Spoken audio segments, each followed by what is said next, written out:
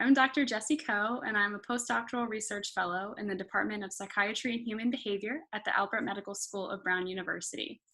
Today, I'm going to be discussing our recent paper published in the Journal of Developmental and Behavioral Pediatrics, titled Intergenerational Effects of Maternal Childhood Experiences on Maternal Parenting and Infant Developmental Progress.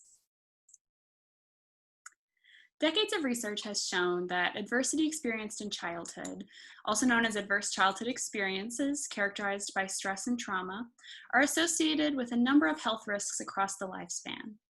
But we also know that early supportive relationships have the potential to offset some of this risk. However, we don't know a lot about the salient predictive value of supportive relationships, even in the context of ACEs. And recent research has shown that adverse childhood experiences can have far-reaching consequences in that they can actually have an impact on infant developmental progress in the next generation.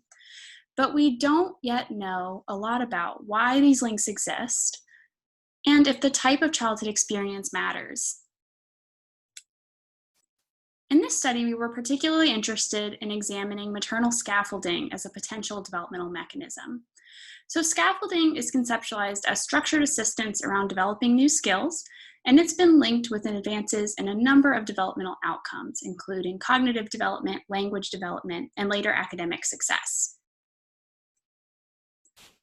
So our primary question here was to test if maternal childhood experiences were associated with maternal scaffolding behaviors, which in turn would predict infant developmental progress. And we specifically assessed multiple different types of maternal childhood experiences, including ACEs and supportive maternal parenting. And we tested whether these paths were specific to scaffolding or generalized to maternal sensitivity. And we assessed infants' development across a number of key domains, including gross motor, fine motor, communication, problem solving, and personal social abilities.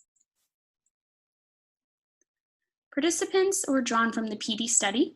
This included 295 mother-infant dyads recruited through women, infants, and children clinics.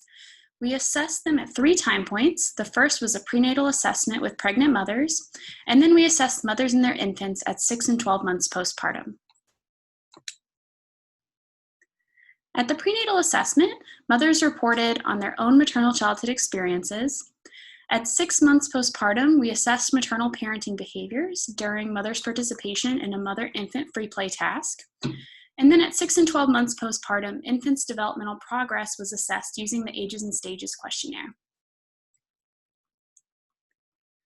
Results of structural equation modeling indicated that mothers who perceived their own moms as being highly supportive in childhood were more likely to engage in scaffolding with their own infants, who in turn showed greater progress in reaching developmental milestones at 12 months postpartum, even after accounting for their progress at 6 months.